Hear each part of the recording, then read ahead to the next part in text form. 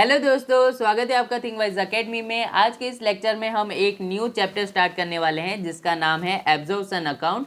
तो इससे पहले ना हमने लिक्विडेशन और अमालगमेशन चैप्टर कंप्लीट कर दिए हैं, लेकिन आपने वो सभी वीडियोस नहीं देखे हैं तो उन सभी वीडियोस की लिंक आपको डिस्क्रिप्शन बॉक्स में मिल जाएगी। आप वहाँ पर क्लिक करके सभी वीडियोज़ को देख सकते हैं। तो चलो अभी हम ये लेक्चर हमारा स्टार्ट करते हैं। तो देखो कि ये हमारा एब्जॉर्प्शन का ना फर्स्ट लेक्चर है और हम हर बार क्या करते हैं कि फर्स्ट लेक्चर में ना बेसिक कॉन्सेप्ट क्लियर करते हैं, कैसे सम कैलकुलेट करना है वो ऊपर ऊपर से देखते हैं। बट यहाँ पर हम ऐसा नहीं करेंगे, डायरेक्ट एक प्रैक्टिकल सम यहाँ पर स्टार्ट करने वाले हैं। ऐसा क्यों कर रहे हैं? हर बार तो बेसिक कॉन्सेप्ट क्लियर करते हैं। तो मैं आपको बता दूं कि इसकी थियरी कंप्लीट हो चुकी है और बेसिक कॉन्सेप्ट भी मैंने आपका क्लियर कर दिया है। तो अगर आपको नहीं पता है तो देखो, अमालगमेशन अकाउंट का फर्स्ट लेक्चर और सेकेंड लेक्चर जो है ना, वहाँ पर मैंने आपको सारे कंप्लीट करा दिए हैं एब्जॉर्प्शन के लिए भी, क्योंकि एब्जॉर्प्शन में अलग से आपको थियरी पढ़ने की ज़रूरत नहीं है। एब्जॉर्प्शन भी अमालगमेशन का ही पार्ट है। तो अमालगमेशन की थियरी अगर आपको आती है तो एब्जॉर्प्शन में भी सेम वही थियरी आती है, तो आपको एब्जॉर्प्शन की भी थियरी आती ही होगी। तो आपको क्या करना है कि अभी आपने अमालगमेशन चैप्टर एक बार देख लिया है तो फिर से आप जाके ना फर्स्ट एंड सेकेंड लेक्चर आप फिर से देखो तो आपको अच्छे से समझ में आएगा। अब ना आपको क्या करना है कि अमालगमेशन को हटाकर एब्जॉर्प्शन के तरीके से उसे समझने का ट्राई करो, तो आपको अच्छे से समझ में आएगा। तो ठीक है, तो चलो अभी हम इस लेक्चर को स्टार्ट करते हैं। हम यहाँ पर क्या करेंगे कि खाली मीनिंग देख लेंगे कि एब्जॉर्प्शन का मीनिंग क्या होता है, उसके बाद हम प्रैक्टिकल सम स्टार्ट करेंगे। तो यहाँ पर इंट्रोडक्शन ऑफ एब्जॉर्प्शन में देखो, यहाँ पर है कि absorption occurs when one company takes over another company, the smaller company is wound up but the larger company continue to exist. This method is use to eliminate competition and increase market share. तो यहाँ पर क्या होता है कि absorption में एक company दूसरी कंपनी को टेक ओवर कर लेती है, वहाँ पर एक स्मॉल कंपनी वाउंड अप हो जाती है, मतलब वो ख़त्म हो जाती है। उसके बाद दूसरी कंपनी जो लार्जर कंपनी है वो आगे भी कंटिन्यू करती है, ऐसा होता है। तो देखो यहाँ पर एग्जाम्पल से आपको समझाया गया है। जैसे कि एक कंपनी है ए लिमिटेड, मार्केट में एक कंपनी है ए लिमिटेड जो कि एक बड़ी कंपनी है, और दूसरी कंपनी है बी लिमिटेड, एक छोटी कंपनी है। तो यहाँ पर क्या होता है कि बड़ी कंपनी ने सोचा कि यहाँ पर कंपटीशन हम ना कम कर देंगे, कंपटीशन कम कर देंगे। तो उसने क्या करा कि ये दूसरी कंपनी को भी हम हमारे अंदर ही ना संभाल ले तो कैसा होगा, एब्जॉर्व कर ले तो कैसा होगा। तो वो क्या करते हैं कि ये दूसरी छोटी कंपनी को टेक ओवर कर लेते हैं। तो आगे जाकर मार्केट में सिर्फ एक ही कंपनी रहता है, जो कि पहले भी था, मतलब ए लिमिटेड ही रहता है आगे जाकर मार्केट में, वो पहले भी था।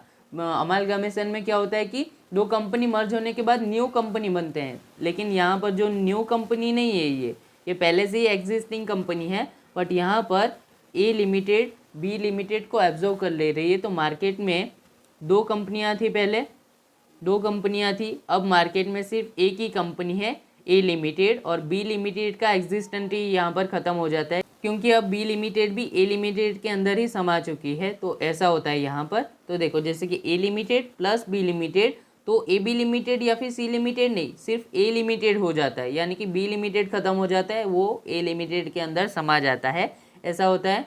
यानी कि ए लिमिटेड ने टेक ओवर कर लिया बी लिमिटेड को, बेसिक ये होता है। उसके बाद चलो अभी हम प्रैक्टिकल सम स्टार्ट करते हैं। तो हमारा फर्स्ट प्रैक्टिकल सम है, यहाँ पर देखो, ये हमारा फर्स्ट प्रैक्टिकल सम है जिसमें एक कंपनी है भक्ति लिमिटेड, दूसरी है शक्ति लिमिटेड, और आगे जाकर भक्ति लिमिटेड ही मार्केट में रहती है, यानी कि शक्ति लिमिटेड का एब्जॉर्प्शन यहाँ पर हो जाता है। तो चलो इसे हम स्टार्ट करते हैं। Balance sheet of Bhakti limited and शक्ति लिमिटेड एज ऑन 31 मार्च 2023। तो यहाँ पर बैलेंस शीट दिया गया है भक्ति लिमिटेड और शक्ति लिमिटेड का। तो यहाँ पर देखो ये सारे इक्विटी एंड लायबिलिटीज़ हैं, उसके बाद यहाँ पर असेट्स दिए गए हैं, उसके बाद यहाँ पर इन्फॉर्मेशन है, एडिशनल इन्फॉर्मेशन। तो यहाँ पर है कि ऑन 1 अप्रैल 2023 भक्ति लिमिटेड टेक्स ओवर शक्ति limited on the following terms. तो ये सारे उसके टर्म्स है, कंडीशन है, इस कंडीशन में ना उसे टेक ओवर कर लेती है कंपनी। तो यहाँ पर बैलेंस शीट में देखो, ये जो हमारी भक्ति लिमिटेड है ना, ये हमारी परचेजिंग कंपनी है जो कि शक्ति लिमिटेड को टेक ओवर कर ले रही है अपने अंदर, ऐसा होता है। तो भक्ति लिमिटेड परचेजिंग कंपनी है और शक्ति लिमिटेड हमारी वेंडर कंपनी है, ये हमें क्लियर हो गया। तो चलो उसके बाद हम आगे पढ़ते हैं। आगे है कि Bhakti limited will issue 17,500 equity share of ₹10 each at par to the equity share holders of Shakti limited. तो यहाँ पर क्या होता है कि भक्ति लिमिटेड ना इतने इक्विटी शेयर इश्यू करते हैं और जिसका प्राइस है 10, तो इससे हमें परचेज कंसिडरेशन मिल जाएगा, यानी कि गिवन शेयर मिल जाएगा। मर्जर में गिवन शेयर मिलेगा और परचेज में परचेज कंसिडरेशन। और उसके बाद सेकेंड है, देखो second, Bhakti limited will issue 550 10% preference share rupees of 100 each at par to the preference share holder of Shakti limited. तो यहाँ पर क्या होता है कि 550 शेयर्स वो इश्यू करते हैं भक्ति लिमिटेड यानी कि परचेजिंग कंपनी, और एक प्रेफरेंस शेयर का प्राइस है कितना 100 रुपीज़, तो ये भी हमारा परचेज कंसिडरेशन में आ जाएगा। उसके बाद थर्ड है हमारा, the debenture holders of Shakti limited will converted into an equal number of 12.5% debenture of the same denomination. तो यहाँ पर हमें ये कहा गया है कि शक्ति लिमिटेड के जितने डिबेंचर हैं ना वो कन्वर्ट हो जाते हैं सेम नंबर में ही, 12.5% के डिबेंचर सेम डिनोमिनेशन में कन्वर्ट हो जाते हैं, यानी कि वो न्यू कंपनी के लिए वो हो जाते हैं डिबेंचर कन्वर्ट होने के बाद। तो यहाँ पर बैलेंस शीट में देख लेते हैं हम। देखो बैलेंस शीट में आपको दिया गया है कि 12% के डिबेंचर है 12,500, ये हमारे वेंडर कंपनी के डिबेंचर्स हैं। तो अब ये हमारा वेंडर कंपनी से कन्वर्ट होके कहाँ पर आ जाएगा, हमारे परचेजिंग कंपनी में। तो परचेजिंग कंपनी में जब आ जाएगा ये 12.5% के हो जाएंगे और इक्वल नंबर का आ गया है, तो इसमें अमाउंट में कोई चेंज नहीं होगा, 12,500 अमाउंट ही रहने वाला है। तो चलो उसके बाद आगे देखते हैं। Statutory reserve of Shakti limited are to be maintained for 2 more years। तो ये परचेज में आता है, आपको पता है कि परचेज मेथड में हमें ना स्टैट्यूटरी रिजर्व को अगर मेंटेन करने को कहा है तभी हम उसे प्लस करते हैं हमारे रिजर्व एंड सरप्लस में, और उसका एक एंट्री आता है amalgamation adjustment account debit to statutory reserve account credit, ऐसा होता है। तो ये मर्जर में काम नहीं आएगा, ये सिर्फ परचेज में ही काम आएगा। उसके बाद आगे है कि you are required to prepare the balance sheet of Bhakti limited assuming that, तो इसमें ए है the amalgamation is in the nature of merger, और बी है the amalgamation is in the nature of purchase. तो अभी आप मुझसे ये पूछोगे कि ये तो एब्जॉर्प्शन का सम था ना, तो यहाँ पर अमालगमेशन क्यों आ गया। तो देखो एब्जॉर्प्शन भी अमालगमेशन है, अमालगमेशन भी अमालगमेशन है, और एक्सटर्नल रिकंस्ट्रक्शन वो भी अमालगमेशन ही है। एट दी एंड सारे अमालगमेशन का ही पार्ट है। तो यहाँ पर ना अमालगमेशन लिखा है, तो आपको क्या करना है कि ये अमालगमेशन ही आएगा। आपको ना जब आप एग्जाम्पल कैलकुलेट करोगे तो बैलेंस शीट में भी आप ऐसे ही लिखोगे आफ्टर द अमालगमेशन, भले एब्जॉर्प्शन का सम है, यहाँ पर अमालगमेशन दिया है तो आपको अमालगमेशन ही लिखना है, क्योंकि एब्जॉर्प्शन भी अमालगमेशन का ही पार्ट है। ठीक है, तो चलो अभी हम इसे स्टार्ट करते हैं। फर्स्ट यहाँ पर मर्जर दिया गया है, तो मर्जर से स्टार्ट करेंगे। तो सॉल्यूशन यहाँ पर करते हैं।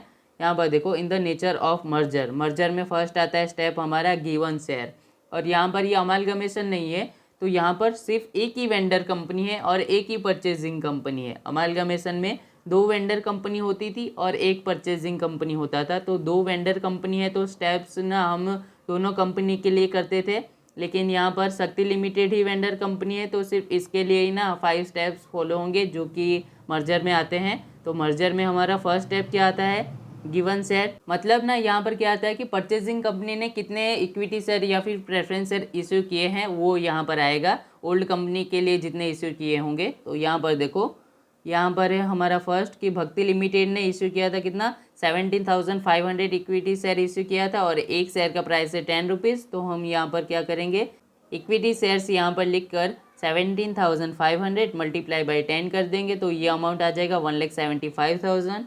उसके बाद प्रेफरेंस शेयर के बारे में ये कहा गया है कि 10% के प्रेफरेंस शेयर देते हैं और टोटल 550 प्रेफरेंस शेयर देते हैं, और एक शेयर का प्राइस है यहाँ पर 100 रुपीज़। तो इसका मल्टीप्लिकेशन करके यहाँ पर लिख देंगे। तो देखो 10% प्रेफरेंस शेयर 550 इतने शेयर हैं और एक शेयर का प्राइस है 100 रुपीज़, तो हमारा अमाउंट आ जाएगा कितना 55,000। तो हमें क्या करना है कि ये और ये अमाउंट को प्लस करना है, तो टोटल आ जाएगा हमारा 2,30,000। इतना हमारा गिवन शेयर हो गया। उसके बाद सेकंड स्टेप आता है हमारा क्या, रिसीव शेयर। रिसीव शेयर में क्या होता है कि वेंडर कंपनी का ओल्ड बैलेंस शीट में जितने इक्विटी शेयर या फिर प्रेफरेंस शेयर होते हैं वो यहाँ पर हमें लिखना होता है। तो वेंडर कंपनी हमारी है शक्ति लिमिटेड, तो यहाँ पर हमें शक्ति लिमिटेड में देखना है कि इक्विटी शेयर है हमारे कितने 1,50,000 और प्रेफरेंस शेयर है हमारे कितने 50,000। तो वही हमने वहाँ पर लिखा है, equity share 1,50,000, 10% preference share 50,000, total हो गया हमारा 2 लाख। उसके बाद आता है हमारा थर्ड स्टेप। थर्ड स्टेप क्या होता है कि प्रॉफिट हुआ या फिर लॉस हुआ वो हमें फाइंड करना होता है। तो देखो फर्स्ट स्टेप में से सेकंड स्टेप माइनस करोगे तो हमें पता चल जाएगा कि प्रॉफिट हुआ कि लॉस हुआ। तो हमें यहाँ पर ये करना है कि गिवन शेयर में से रिसीव शेयर माइनस करेंगे तो 2,30,000 माइनस 2 लाख करेंगे तो प्लस में आंसर आएगा हमारा 30,000। अगर प्लस में आंसर आया तो हमारे लिए लॉस होता है, अगर माइनस में आंसर आया तो हमारे लिए प्रॉफिट होता है। और कैसे होता है वो भी मैंने हर बार आपको समझाया है, तो इस बार भी समझा देता हूँ कि हमारा रिसीव शेयर इतना है, मतलब कि ओल्ड कंपनी वेंडर कंपनी का इतना रिसीव शेयर है, जबकि न्यू कंपनी उसे ना इतने शेयर्स दे रहे हैं, यानी कि ज़्यादा अमाउंट के शेयर्स दे रहे हैं। तो ये हमारे लिए लॉस हो गया परचेजिंग कंपनी के लिए, क्योंकि हम वेंडर कंपनी को ज़्यादा पेमेंट कर रहे हैं। तो 30,000 हमारा लॉस हो गया, जो कि हम जनरल रिजर्व में से माइनस कर देंगे। तो चलो उसके बाद फोर्थ स्टेप देखते हैं। फोर्थ स्टेप हमारा क्या आता है, डिफरेंस ऑफ डिबेंचर्स। यहाँ पर हम क्या करते हैं कि ओल्ड डिबेंचर में से न्यू डिबेंचर्स को माइनस करते हैं। तो यहाँ पर तो हमारे जो ओल्ड डिबेंचर है वही कन्वर्ट होकर न्यू डिबेंचर बन जाते हैं, तो यहाँ पर सेम ही अमाउंट आएगा। तो 12,500 माइनस 12,500, तो यहाँ पर कुछ भी अमाउंट नहीं आता, यानी कि यहाँ पर ना प्लस में आंसर आता है ना माइनस में आता है, तो यहाँ पर प्रॉफिट या फिर लॉस कुछ भी नहीं मिलता है, तो इसकी कोई एंट्री यहाँ पर नहीं आएगी। अभी हमें क्या करना है कि तो हमें यहाँ पर जनरल रिजर्व में से लॉस माइनस करना है। तो हम देख लेते हैं कि जनरल रिजर्व हमारा कितना है बैलेंस शीट में। तो यहाँ पर देखो बैलेंस शीट में हमारी परचेजिंग कंपनी के पास ना इतना जनरल रिजर्व है, इसमें से हम लॉस माइनस करेंगे। लेकिन ये मर्जर मेथड से हम कैलकुलेट कर रहे हैं, तो मर्जर में क्या होता है कि वेंडर कंपनी के भी रिजर्व एंड सरप्लस प्लस होते हैं, तो ये भी उसमें प्लस हो जाएगा। तो जनरल रिजर्व में ये दोनों अमाउंट आएंगे, तो हम इन दोनों को प्लस करके जो अमाउंट आएगा उसमें से 30,000 माइनस करेंगे। तो यहाँ पर देख लेते हैं, तो हमने ये दोनों अमाउंट को प्लस कर दिया है, तो हमारा आंसर आता है 2,79,500 माइनस करेंगे 30,000 जो कि लॉस आया था, तो आंसर आ जाएगा हमारा 2,49,500। तो यहाँ पर एक ज़ीरो ज़्यादा हो गया है, तो इसे आपको निकाल देना है। तो 2,49,500 ये हम जनरल रिजर्व में लिख देंगे। तो चलो उसके बाद फिफ्थ स्टेप आता है क्या हमारा बैलेंस शीट बनाने को। तो हम यहाँ पर लिख देते हैं balance sheet of Bhakti limited after amalgamation in the nature of merger. तो हमने ना देखो क्वेश्चन में जैसे कहा गया था उसी के हिसाब से हमने यहाँ पर बैलेंस शीट बना दिया है। अभी एक एक करके यहाँ पर चेक करते हैं कि कैसे बनाना है आपको।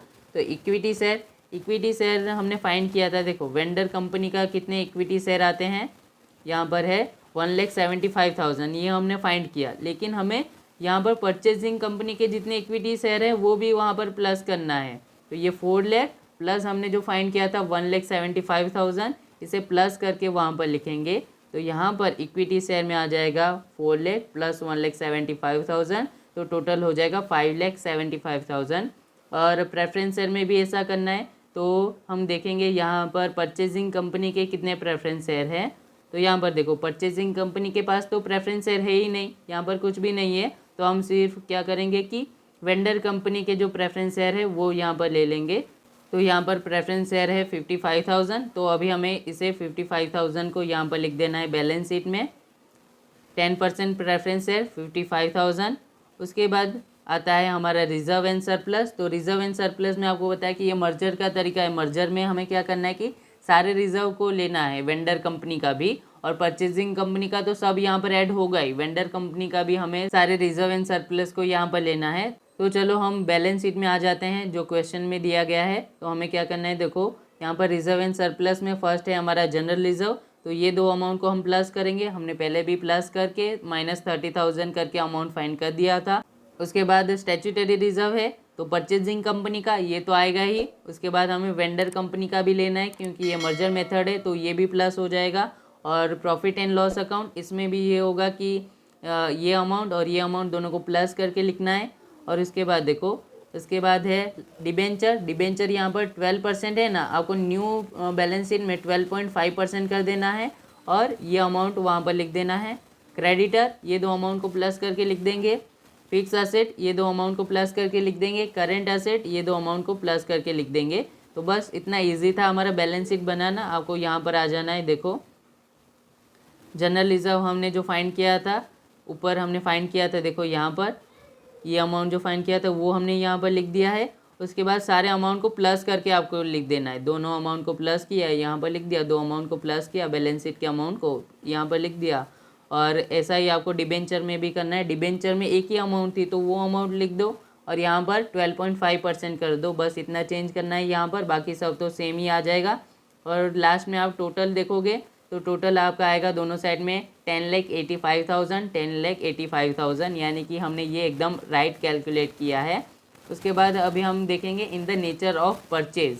तो देखो इन द नेचर ऑफ परचेज में हमारा फर्स्ट स्टेप क्या आता है, परचेज कंसिडरेशन। तो परचेजिंग कंपनी में ये आता है कि परचेजिंग कंपनी कितने शेयर्स इश्यू कर रहे हैं, मतलब कितने परचेज प्राइस में ना कंपनी को खरीद रहे हैं। तो यहाँ पर क्या हो जाएगा कि हमने गिवन शेयर में जो ना इक्विटी शेयर और प्रेफरेंस शेयर फाइंड किए थे सेम टू सेम यहाँ पर आ जाएंगे, क्योंकि वही परचेज कंसिडरेशन में भी आते हैं। तो ये हमने सेम टू सेम वहाँ से कॉपी कर लिया है। तो इसका आंसर हमारा कितना आया था, 2,30,000। तो हमारा परचेज कंसिडरेशन 2,30,000 हो गया है। आप ये सब ना बताकर डायरेक्ट यहाँ पर परचेज कंसिडरेशन 2,30,000 लिख दो तो भी चलेगा। तो चलो ये हमारा फर्स्ट स्टेप तो पहले से ही कंप्लीट हो चुका है। तो सेकंड स्टेप की ओर चलते हैं। तो सेकंड स्टेप आता है हमारा नेट एसेट। यहाँ पर हमें क्या करना है कि वेंडर कंपनी के सारे असेट को टोटल करना है, उसमें से सारे लाइबिलिटीज़ को माइनस करना है, तो नेट एसेट हमें मिल जाएगा। तो वेंडर कंपनी है हमारी शक्ति लिमिटेड। तो यहाँ पर हम शक्ति लिमिटेड में जितने भी असेट हैं तो ये है फिक्स असेट और करेंट एसेट, ये दोनों को हम प्लस करेंगे, टोटल हमारा हो जाएगा 3,35,000। और उसके बाद सारे लाइबिलिटीज़ को माइनस करेंगे। तो डिबेंचर है हमारा 12,500, ये माइनस करेंगे, और क्रेडिटर है हमारा 49,500, ये माइनस करेंगे, तो हमें नेट एसेट मिल जाएगा। यहाँ पर देखो, यहाँ पर हमने किया है कि फिक्स असेट और करेंट एसेट का अमाउंट लिख दिया है, टोटल ये आता है 3,35,000। और फिर उसके बाद लाइबिलिटीज़ हमने माइनस कर दिया है, ये दो अमाउंट को माइनस करना है इसमें से, तो हमें मिल जाएगा टोटल 2,73,000। इतना हमारा नेट एसेट हुआ, यानी कि सेकेंड स्टेप यहाँ पर कंप्लीट होता है। उसके बाद थर्ड स्टेप में क्या होता है कि कैपिटल रिजर्व या फिर गुडविल हमें फाइंड करना होता है। तो फर्स्ट स्टेप में से सेकंड स्टेप को माइनस करेंगे तो हमें थर्ड स्टेप का आंसर मिल जाएगा। तो परचेज कंसिडरेशन हमारा था 2,30,000 और माइनस करेंगे नेट एसेट 2,73,000, तो माइनस में आंसर आएगा हमारा 43,000। तो माइनस में आंसर आया तो ये हमारा कैपिटल रिजर्व हो गया। अगर प्लस में आंसर आता तो गुडविल हो जाता। तो गुडविल लॉस कहलाता है और कैपिटल रिजर्व प्रॉफिट कहलाता है। तो ये प्रॉफिट है हमारा, ये कैपिटल रिजर्व है, तो हम ये रिजर्व इन सरप्लस में प्लस कर देंगे। उसके बाद देखो फोर्थ स्टेप आता है यहाँ पर स्टैट्यूटरी रिजर्व एंट्री। तो यहाँ पर क्या होता है कि अमालगमेशन एडजस्टमेंट अकाउंट डेबिट हो जाएगा, स्टैट्यूटरी रिजर्व अकाउंट क्रेडिट हो जाएगा। तो हमें वेंडर कंपनी का स्टैट्यूटरी रिजर्व कितना है वो देखना है। तो यहाँ पर देखो शक्ति लिमिटेड का स्टैट्यूटरी रिजर्व है हमारा 6,250 रुपीज़। तो हमें इतने अमाउंट को ना मेंटेन करना है, तो वो एंट्री है वहाँ पर आ जाएगा। तो ये जो हमने एंट्री किया है ये एंट्री आ गया है और ये अमाउंट दोनों साइड हमने लिख दिया है। इसकी हम ये एंट्री करेंगे कि अमालगमेशन एडजस्टमेंट अकाउंट जो डेबिट है वो हम क्या करेंगे असेट साइड लिखेंगे और स्टैट्यूटरी रिजर्व को हम रिजर्व एंड सरप्लस में लिखेंगे, ठीक है। और फिर उसके बाद हमारा फिफ्थ स्टेप आता है क्या बैलेंस शीट बनाने को। तो यहाँ पर देख लो balance sheet of Bhakti limited after amalgamation in the nature of purchase. तो हमने यहाँ पर बैलेंस शीट बना दी है। तो आपको यहाँ पर क्या करना है कि इक्विटी शेयर तो सेम वैसा ही आएगा, प्रेफरेंस शेयर सेम वैसा ही आएगा जैसे मर्जर में आया था, तो ये दो अमाउंट तो सेम आ जाएगा। यहाँ पर आपको थोड़ा ध्यान में रखना है कि रिजर्व एंड सरप्लस में क्या होगा कि हमने जो थर्ड स्टेप में ना कैपिटल रिजर्व फाइंड किया था वो आपको यहाँ पर लिखना है। देखो 43,000, तो ये हम यहाँ पर लिख देंगे, कैपिटल रिजर्व में हमने लिख दिया है 43,000। उसके बाद यहाँ पर जनरल रिजर्व, स्टैट्यूटरी रिजर्व और प्रॉफिट एंड लॉस अकाउंट भी आएगा। लेकिन अभी आप ये बोलोगे कि ये तो परचेज मेथड था ना, तो यहाँ पर ये कैसे आएगा जनरल रिजर्व और पीएनएल अकाउंट, और स्टैट्यूटरी रिजर्व तो मेंटेन करने को कहा था तो वो आएगा, तो जनरल रिजर्व क्यों आया? क्योंकि देखो वेंडर कंपनी के हमें ना जनरल रिजर्व और पीएनएल अकाउंट को नहीं लेना है, बट यहाँ पर परचेजिंग कंपनी तो दिया है ना हमें भक्ति लिमिटेड, उसके अमाउंट को तो यहाँ पर लेना होगा ना, तो उसे भी हमें कैलकुलेट करना है। तो यहाँ पर देखो बैलेंस शीट में हम आ जाते हैं क्वेश्चन में। तो यहाँ पर देखो जनरल रिजर्व में ना हमें शक्ति लिमिटेड का अमाउंट नहीं लेना है। क्यों? क्योंकि वो हमारी वेंडर कंपनी है और वेंडर कंपनी के जो ओल्ड बैलेंस शीट में जितने भी रिजर्व एंड सरप्लस होते हैं उसे हमें न्यू बैलेंस शीट में नहीं बताना होता है, ऐसा होता है। तो वेंडर कंपनी है ये, तो उसके रिजर्व एंड सरप्लस नहीं आएंगे। और स्टैट्यूटरी रिजर्व को मेंटेन करने को कहा है तो स्टैट्यूटरी रिजर्व आएगा। उसके बाद पीएनएल अकाउंट जो है ना वो भी वेंडर कंपनी का नहीं आएगा, बट परचेजिंग कंपनी के अमाउंट को तो लेना पड़ेगा ना। तो हमें क्या करना है कि ये अमाउंट और ये अमाउंट और ये आएगा। तो हम क्या करेंगे, जनरल रिजर्व में ये अमाउंट लिखेंगे, स्टैट्यूटरी रिजर्व में इन दोनों को प्लस करके लिखेंगे और पीएनएल अकाउंट में ये अमाउंट लिखेंगे। और उसके बाद तो आपको पता है कि उसके बाद क्या होगा कि जितने भी लाइबिलिटीज़ है उन सभी के दोनों अमाउंट को प्लस करके लिख देना है, सारे असेट के अमाउंट को प्लस करके लिख देना है। और लास्ट में जो हमारा फोर्थ एंट्री था अमालगमेशन एडजस्टमेंट अकाउंट वो कर देना है। तो यहाँ पर देख लेते हैं हम बैलेंस शीट में। तो यहाँ पर देखो, इसीलिए यहाँ पर बैलेंस शीट में मैंने जनरल रिजर्व और पीएनएल अकाउंट भी लिखा है। तो हमें क्या करना है कि जनरल रिजर्व में हमें परचेजिंग कंपनी का अमाउंट लिखना है और स्टैट्यूटरी रिजर्व में परचेजिंग कंपनी और वेंडर कंपनी दोनों का अमाउंट प्लस हो जाएगा, क्योंकि हमें यहाँ पर ना स्टैट्यूटरी रिजर्व मेंटेन करने को कहा था वेंडर कंपनी का, इसके लिए हमने मेंटेन किया है। तो ये दो अमाउंट प्लस करके हमने लिख दिया है। और पीएनएल अकाउंट में भी परचेजिंग कंपनी का ही अमाउंट हमने लिखा है। और फिर उसके बाद क्या करना है, आपको पता है कि उसके बाद डिबेंचर जो है उसमें एक ही अमाउंट था तो वो यहाँ पर लिख दोगे, और क्रेडिटर में दोनों अमाउंट को प्लस करके लिख दोगे, दोनों बैलेंस शीट के अमाउंट को। और सारे असेट में भी वैसा हो जाएगा, fix asset and current asset, इसमें भी आपको दोनों अमाउंट को प्लस करके यहाँ पर लिख देना है। उसके बाद यहाँ पर एक न्यू एंट्री ये आएगा कि मर्जर में जो नहीं आया था, वो है कि अमालगमेशन एडजस्टमेंट अकाउंट यहाँ पर आपको करना है, जो कि फोर्थ स्टेप था हमारा। तो उसे हमें यहाँ पर लिख देना है 6250।